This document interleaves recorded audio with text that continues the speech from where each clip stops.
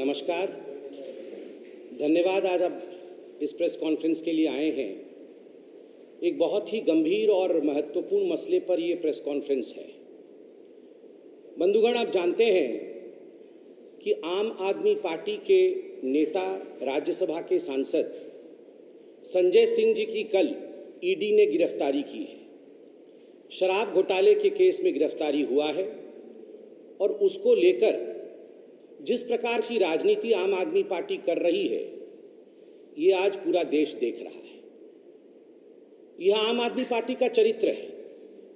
सीना ठोक करके घोटाला करो और जब पकड़े जाओ तो उस पर राजनीति आरंभ कर दो।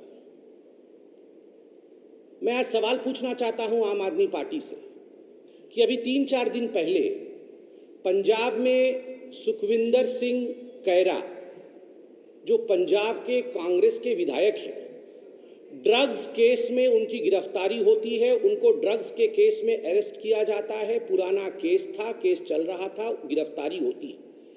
आम आदमी पार्टी प्रेस कॉन्फ्रेंस करके कहती है law will take its own course. जब पंजाब में जहां आपकी सरकार है, वहां पर कांग्रेस, जो आपकी विपक्षी पार्टी है, जब उसके सदस्य और उसके विधायक गिरफ्तार होते हैं तो law will take its own course. और जब आपके विधायक या आपके सांसद गिरफ्तार होते हैं शराब घोटाले में, वहां ड्रग्स का केस था, यहां शराब का केस है, तो आप कहते हैं law should not take its course. ये तो बौखलाहट का मामला है। ये डबल स्टैंडर्ड आखिरकार क्यों है? यह सवाल भारतीय जनता पार्टी आज आम आदमी पार्टी से पूछना चाहती है। बंधुगण, आखिरकार ये शराब घोटाला क्या है और ये जो गिरफ्तारी हुई है संजय सिंह जी की, ये क्यों हुई है? आप सभी जानते हैं 2022 में शराब घोटाले को लेकर, ये जो लिकर स्कैम हुआ था दिल्ली के अंदर, इस शराब घोटाले को लेकर सीबीआई ने, सेंट्रल ब्यूरो ऑफ इन्वेस्टिगेशन ने एक केस दर्ज किया था। क्योंकि इस पूरे मामले में मनी लॉन्ड्रिंग हुई थी और जहां भी मनी लॉन्ड्रिंग होती है वहां प्रवर्तन निदेशालय, अर्थात जिसको अंग्रेजी में एनफोर्समेंट डायरेक्टरेट ईडी कहते हैं, वह भी केस दर्ज करता है। और चूंकि यहां मनी लॉन्ड्रिंग हुई थी, इसलिए ईडी ने भी केस दर्ज किया। कई लोग इसमें जेल में गए। मनीष सिसोदिया जेल में गए, कुछ अधिकारी भी इसमें जेल में गए हैं और कुछ व्यवसायी जो इस पूरे प्रक्रिया में, घोटाले में जुड़े हुए थे, वो भी जेल में गए। आप सभी जानते हैं कि कुछ व्यवसायी जो जेल में गए थे, कुछ बिजनेसमैन जो जेल में गए थे एक्साइज स्कैम में, शराब घोटाले में, उनमें से एक दिनेश अरोड़ा थे। आगे चलकर दिनेश अरोड़ा ने कहा कि मैं गवाही दूंगा, मैं अप्रूवर बनूंगा। वो अप्रूवर बने और जब दिनेश अरोड़ा अप्रूवर बने तो जिस प्रकार की बातों को उन्होंने सामने रखा, वो आज पब्लिक डोमेन में है। मैं जो भी कह रहा हूं अपने मन से नहीं कह रहा हूं। मेरे पास कुछ ऐसा इंफॉर्मेशन नहीं है जो किसी और ने मुझे बताया है। ये सब कुछ पब्लिक डोमेन में है that Dinesh Arora turned into an approver. एक बार अप्रूवर बनने के पश्चात उन्होंने बहुत महत्वपूर्ण बातों की खुलासा की। किन बातों की खुलासा दिनेश अरोड़ा ने किया? दिनेश अरोड़ा जो अप्रूवर है, उसने कहा 2020 में, 2020 में संजय सिंह जी ने फोन किया दिनेश अरोड़ा को और संजय सिंह जी ने मुलाकात की दिनेश अरोड़ा के साथ। दिनेश अरोड़ा जो बिजनेसमैन है, जो रेस्टोरेंट चलाते हैं दिल्ली में, उनको संजय सिंह जी ने 2020 में फोन करके कहा कि चुनाव दिल्ली के आ रहे हैं, मोटा पैसा इकट्ठा करना है, आप रेस्टोरेंट और बार वालों से बात करो और ये पैसा इकट्ठे करने का काम करो। और आप देखिए किस प्रकार से इस बात को लेकर पैसा इकट्ठा करने का काम दिनेश अरोड़ा ने पूरे दिल्ली में बिजनेसमैन और बार के जो सदस्य थे उनको लेकर, उन्होंने रेस्टोरेंट और बार के जो लोग थे उनको लेकर एक मोटा माल इकट्ठा दिनेश अरोड़ा ने किया। और केवल संजय सिंह ही इन्वॉल्व हो ऐसी बात नहीं है। संजय सिंह ने दिनेश अरोड़ा को मनीष सिसोदिया से भी मिलवाया और बाद में लाखों में पैसा कलेक्शन करके ये पैसा मनीष सिसोदिया और संजय सिंह के हवाले दिनेश अरोड़ा ने किया। बदले में क्या मिला? बदले में दिनेश अरोड़ा को क्या मिला, जिसको अंग्रेजी में क्विड प्रो को कहते हैं। आप अगर चार्जशीट पढ़ेंगे तो दिनेश अरोड़ा खुद स्वीकार करते हैं कि उनका कोई मामला एक्साइज डिपार्टमेंट में फंसा हुआ था। Some of his issues were stuck in the excise department, और बदले में दिनेश अरोड़ा ने कहा मैंने मोटा माल इकट्ठा किया है, ये पैसा मैंने मनीष सिसोदिया और संजय सिंह को दिया है संजय सिंह के कहने पर, तो मुझे इस एक्साइज के केस से निकाला जाए, मुझे इस एक्साइज के काम में मदद की जाए। मनीष सिसोदिया ने संजय सिंह के कहने पर एक्साइज के केस में मदद करते हुए दिनेश अरोड़ा को मदद दिया। तो आप सोच के देखिए किस प्रकार से एक क्विड प्रो को का मामला बनाया गया, किस प्रकार से इस विषय को एक दूसरे के लिए मदद की गई। बंधुगण, मुझे तो बड़ा आश्चर्य लगता है कि इतना बड़ा मामला होने के बाद भी जब जनवरी में एक्साइज डिपार्टमेंट ने, ईडी ने संजय सिंह के नाम को अपने चार्जशीट में दाखिल किया, चार्जशीट में लगाया, उस समय काफी हंगामा और बवाल कटा। आपको याद होगा संजय सिंह जी ने प्रेस कॉन्फ्रेंस किया था और कहा था कि ईडी ने गलती से मेरे नाम को अपने चार्जशीट में लिखा है। केवल संजय सिंह नहीं, अरविंद केजरीवाल जी ने भी कहा कि संजय सिंह ने हड़का दिया ईडी को, पैंट गीली हो गई इत्यादि इत्यादि। मगर वास्तविकता यह थी कि ईडी ने संजय सिंह जी के नाम को अपने चार्जशीट में 4 जगह लेखांकित किया था। The ED had put the name of Sanjay Singh at 4 places, जिसमें से 3 जगह सही था, 1 जगह टाइपो एरर होने के कारण नाम जुड़ गया था, जिसको कि कोर्ट में ईडी ने कहा कि 3 जगह जो संजय सिंह के नाम को लिखा गया है ये सही लिखा गया है। उसके बावजूद जिस प्रकार का ड्रामा संजय सिंह, अरविंद केजरीवाल और आम आदमी पार्टी ने किया है, यह सब आप देख सकते हैं। आपके सामने अरविंद केजरीवाल और संजय सिंह ये झूठ बोल रहे थे कि ईडी के चार्जशीट में उनका नाम नहीं था। ये शराब नीति आखिरकार क्या है इसके बारे में भी मैं बताऊंगा, मगर कल मुझे बड़ा आश्चर्य लग रहा था कि अरविंद केजरीवाल कल रात को कह रहे थे कि संजय सिंह के घर से कुछ नहीं निकला। अगर कुछ नहीं निकला तो गिरफ्तारी कैसी हो सकती है? आप मुझे ये बताइए कि जो पिक पॉकेटर होता है, जो जेब कतरा होता है, जब जेब कतरा पकड़ा जाता है तो उसके घर से, उसके जेब से बटुआ निकलता है, उसके जेब से एक पर्स निकलता है। जब चेन स्नैचर पकड़ा जाता है तो उसके घर से, उसके जेब से वो सोने की चेन निकलती है जिसे छीन के वो भाग रहा होता है। जब चिंदी चोर पकड़ा जाता है, छोटा सा चोर पकड़ा जाता है, तो उसके घर से टूटी, बकेट, जो इत्यादि वो चोरी का सामान इकट्ठा करता है, वो चोरी का सामान निकलता है। जब डकैत पकड़ा जाता है तो उसके घर से छर्रे और कट्टे पकड़े जाते हैं।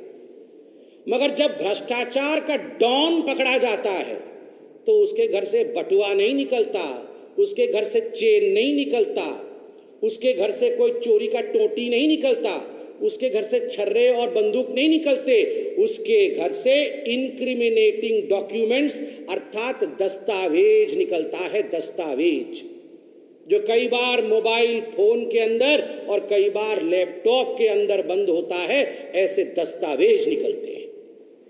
और आज मैं सूत्रों के हवाले से कह सकता हूं, मीडिया के सूत्रों के हवाले से ये खबर है कि जिस प्रकार कल रेड हुआ संजय सिंह जी के घर में और जो दस्तावेज संजय सिंह जी के घर से निकले, वो आम आदमी पार्टी के बहुत ऊपर तक पहुंच रहे हैं, इंगित बहुत ऊपर तक हो रहा है।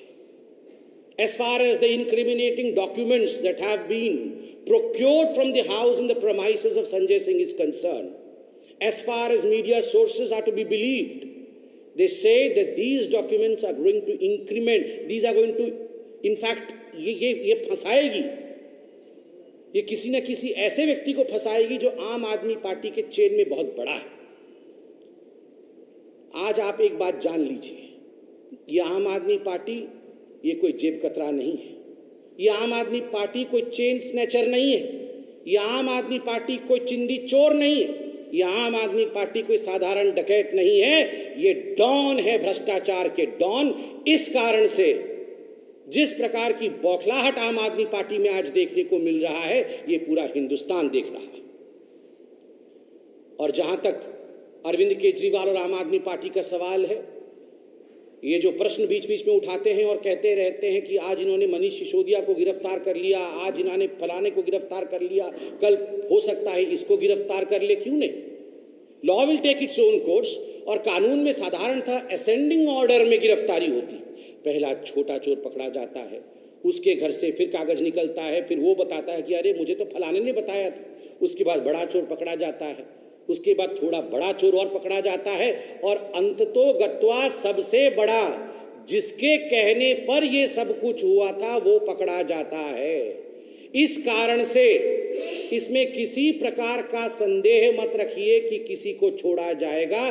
जो लोग इन्वॉल्व हैं इस शराब घोटाले में, क्योंकि इसमें करोड़ों के राजस्व की नुकसान हुई, करोड़ों के राजस्व का नुकसान हुआ है। जो लोग इसमें इन्वॉल्व है उनमें से किसी को भी नहीं छोड़ा जाएगा, किसी को भी नहीं बख्शा जाएगा। मुझे याद है, जहां तक ये शराब घोटाला है, 22 मार्च 2021 को नई शराब नीति, न्यू एक्साइज पॉलिसी दिल्ली सरकार ने बनाया था और 17 नवंबर 2021 को इसे लागू किया गया था। 17 नवंबर 2021। उस समय खुद अरविंद केजरीवाल जी ने प्रेस कॉन्फ्रेंस करके कहा था कि पूरे विश्व में इस प्रकार की शराब नीति कहीं नहीं होगी, राजस्व आगे बढ़ेगा, हम माला माल हो जाएंगे।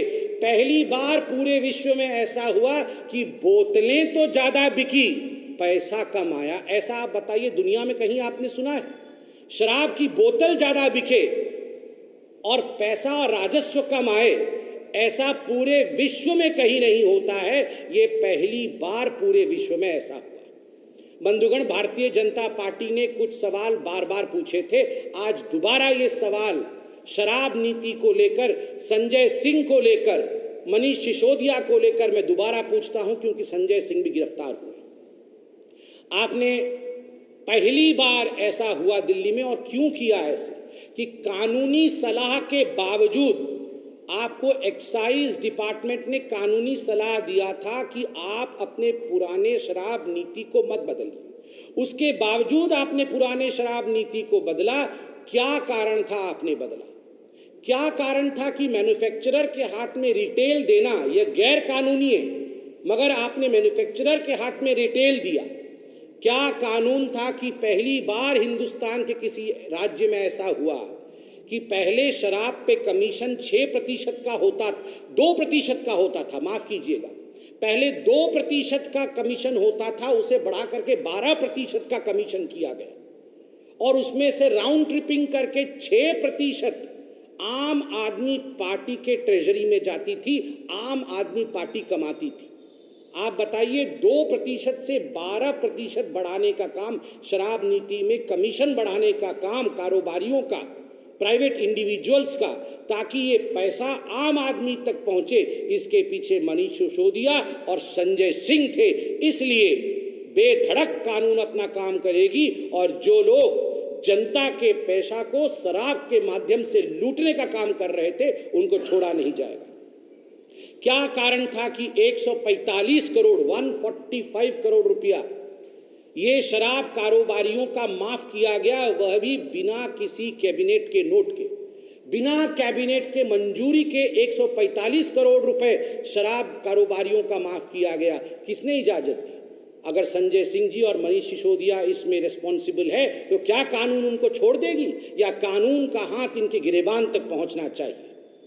एयरपोर्ट जोन में एयरपोर्ट अथॉरिटी ने शराब के ठेके खोलने को मना कर दिया। उसके बाद 30 करोड़ रुपए एयरपोर्ट जोन के जो लाइसेंस होल्डर थे शराब की दुकानों की, उनको आपने वापस कर दिया, जबकि ये पैसा जब्त होना चाहिए था। ये 30 करोड़ रुपए जनता का आपने वापस क्यों किया अपने मित्रों को? इसका जवाब संजय सिंह दे। संजय सिंह जी से हम यह भी पूछना चाहते हैं कि आप बताइए, आखिर क्या कारण था कि बिना किसी ठीक ठाक तरीके से रिसर्च किए हुए जिस शराब नीति को आप लेकर आए थे, अंततोगत्वा आपको यह शराब नीति वापस लेनी पड़ी? क्यों वापस लेनी पड़ी ये शराब नीति? अगर ये एक्साइज पॉलिसी ठीक थी तो इसे वापस लेनी क्यों पड़ी? आप यहां वहां की बातें करते हैं अरविंद केजरीवाल जी, मगर आप काम की बात कोई नहीं करते। आज आप बताइए, अगर आपने काम की बात की होती, कोर्ट में जाकर आपने सही आंकड़े रखे होते तो आपके deputy chief minister Manish Sisodia क्या आज तक जेल के अंदर होते? आप बताइए। आप तो कहते हैं कि मैं मनीष सिसोदिया जी को विश्व का सबसे अच्छा शिक्षा मंत्री मानता था, मेरे करीबी मित्र हैं। जब मनीष सिसोदिया जी गिरफ्तार हुए थे तो आप उनके घर चले गए थे, जैसे आज संजय सिंह के घर गए हैं। आप इनके घर चले गए, सब कुछ आपने किया, मगर कोर्ट में आपके पास अगर तथ्य होता तो पेश करते तो आज सत्येंद्र जैन और मनीष सिसोदिया बाहर होते, बेल पे, कोर्ट के अंदर नहीं होते, कोर्ट के अंदर वीआईपी ट्रीटमेंट नहीं ले रहे होते। जब भी कोई आम आदमी पार्टी से चाहे राशन कार्ड बनाने के लिए पकड़ा गया हो, चाहे फर्जी डिग्री के लिए पकड़ा गया हो, चाहे भ्रष्टाचार में पकड़ा गया हो, हमेशा उन मंत्रियों के साथ अरविंद केजरीवाल पहले तो खड़े होते हैं, उसके बाद टाइम टाइम फिस हो जाता है, उसके बाद वो एक दिन नजर नहीं आते हैं। संजय सिंह जी के साथ भी यही होने वाला है, संजय सिंह जी के साथ भी यही होने वाला है। औपचारिकता निभा दी, उनके घर पे जाके प्रेस कॉन्फ्रेंस करके अब मुड़ के देखने वाले नहीं है। और याद करिए, कल अरविंद केजरीवाल जी प्रेस कॉन्फ्रेंस में कह रहे थे पीएम बौखला गए, प्राइम मिनिस्टर डर गए। अरे संजय सिंह जी, ये शेर आया ये हर दिन नहीं चलता है कहानी। जब गुजरात के चुनाव थे, गुजरात के चुनाव के समय मनीष सिसोदिया जी की गिरफ्तारी हुई थी, आप ही ने प्रेस कॉन्फ्रेंस करके कहा था कि मनीष सिसोदिया की गिरफ्तारी हो गई, 6% वोट बढ़ जाएगा, आम आदमी पार्टी जीत जाएगी। आम आदमी पार्टी प्रचंड बहुमत के साथ गुजरात में सरकार बना रही है, इसलिए मोदी जी डर गए। जमानत जब्त हुई आपकी, एक सीट नहीं जीत पाए आप वहां पर। और आज फिर से वही डायलॉग, डर गए, बौखला गए। अरविंद जी, हम डरे नहीं, हम बौखलाते नहीं, हमने कमर कसा है, भ्रष्टाचार को मिटाना है। और आप जैसे लोग जिन्होंने पन्ने निकाले थे कि ये देश के सबसे भ्रष्ट नेता है, जिनमें लालू प्रसाद यादव का भी नाम था, जिनमें सोनिया गांधी का भी नाम था, जिनमें राहुल गांधी का भी नाम था, जिसमें रॉबर्ट वाड्रा का भी नाम था, आज गलबहिए करते फिर रहे हैं उनके साथ अरविंद केजरीवाल जी। आपके ही शब्द थे कि ये देश के सबसे भ्रष्ट नेता हैं, उनके साथ आज घमंडिया अलायंस आप बना रहे हैं, डरे घमंडिया अलायंस। आपने चोरी की है, आपने भ्रष्टाचार किया है, तो डरना तो पड़ेगा, क्योंकि जनता की पैसा कोई लूट लेगा, ये नहीं हो सकता है। ना खाऊंगा ना खाने दूंगा। हो सकता है अरविंद केजरीवाल जी आप ये भूल गए, मगर दोबारा भारतीय जनता पार्टी आपको याद दिलाती है, न खाऊंगा न खाने दूंगा, और जिसने खाया है उससे निकलवाऊंगा। बहुत बहुत धन्यवाद। सर, आप उड़ीसा से बिलोंग करते हो, आप नेशनल पॉलिटिक्स में उड़ीसा रिप्रेजेंट करते हो, आप नेशनल इशू पे पीसी बुलाते हो। यहाँ पे हाल ही में सीएजी ने रिपोर्ट दिया जहाँ पे सस्पेक्टेड करप्शन हुआ है, चाहे वो प्रधानमंत्री आवास योजना बोले या स्टूडेंट स्कॉलरशिप बोले, तो इस पे आपका क्या? उस पर भी पीसी बुलाएंगे यथाशीघ्र। अभी बोल दीजिए ना सर। नहीं, एक पीसी का सिस्टम होता है ना, हम लोग उस पर पीसी रखेंगे, पीसी में आएंगे। Thank you so much friends.